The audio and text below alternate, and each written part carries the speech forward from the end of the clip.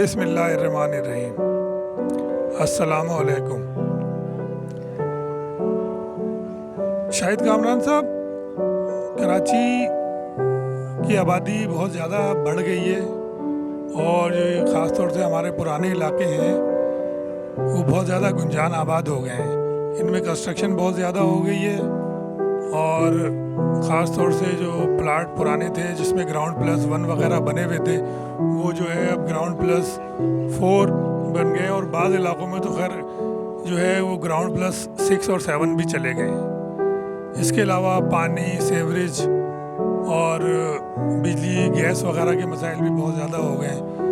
तो लोग जो हैं वो जो कराची से मुल्हिका जो नई आबादियाँ बनी हैं उसमें मुंतकली का लोगों का रुझान हो गया है ज़्यादा। तो आप क्या समझते हैं कि वो कौन से इलाके जो हैं वो ज़्यादा बेहतर हैं रिहाइश की मुंतकिली के लिए? जी वालेकुम अस्सलाम। देखें, कराची की आबादी जितनी तेज़ी से बढ़ रही है और बहुत बढ़ चुकी है, तकरीबन अराउंड अबाउट ये 3 करोड़ के लगभग का शहर है और बेशुमार पुराने इलाके भी हैं। जिन पुराने इलाकों में घर बने थे ग्राउंड प्लस 1, अब वहाँ पे 5, 6, 7 फ्लोर्स बन गए हैं।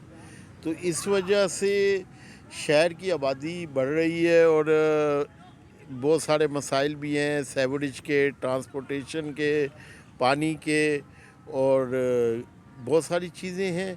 इसलिए कराची शहर के साथ साथ जो मुल्हिका आबादियाँ हैं जो कि मज़ाफ़ाती एरियाज़ कहलाते हैं, लेकिन वहाँ भी बड़ी तेज़ी से आबादियाँ हो रही हैं।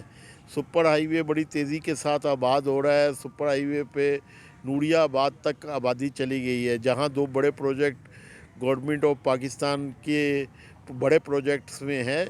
एक प्राइवेट बिल्डर का है बैरिया टाउन के नाम से और एक DHA सिटी जो कि गवर्नमेंट के अदारों में से एक अदारा है जो बना रहा है। इसके साथ साथ कुछ प्राइवेट सोसाइटियां हैं जिन पे तरक्की हो रही है। तो वहाँ कीमतें काफ़ी कम हैं। शहर में अगर एक फ्लैट जो है 30, 35, 40, 50 लाख का है, कम से कम मैं बात कर रहा हूँ, तो वहाँ पे आम तौर पे 30, 40, 50 लाख का अगर 120 गज़ का प्लॉट मिल जाता है अच्छा आबाद एरिए में, और कम में भी मिल जाता है, 25-30 लाख के भी प्लॉट हैं जो थोड़े अभी आबाद नहीं हैं। तो वहाँ आबादी का रुझान बड़ी तेज़ी से बढ़ रहा है, जिसकी वजह से लोग अपनी ज़मीन, अपनी छत और फिर उसके ऊपर भी एक आधा फ्लोर बनाने की गुंजाइश होती है। फैमिली जैसे जैसे बड़ी होती जाती है तो रिहाइश के मसाइल बहुत अहमियत इख्तियार कर जाते हैं। तो इसलिए ये कराची शहर की आबादी को मद्देनज़र रखते हुए खाली सुपर हाईवे नहीं है, इसके साथ साथ हब रिवर रोड है, कुरंगी रोड है, फिर नेशनल हाईवे है और फिर ये DHA सिटी जो है ये बहुत अहम है। मलिर का MDA का एक प्रोजेक्ट है। इस तरह और भी कई बहुत सारे प्रोजेक्ट हैं। जो लोग अपने करीब तरीन रहते हैं वो जब अपने इलाकों की स्टडी करते हैं तो उन्हें बहुत सारी रिहायशी स्कीमें नज़र आती हैं जहां वो रिहाइश कर सकते हैं। हॉक्सबे की भी कुछ स्कीमें हैं जहां आबादी हो रही है।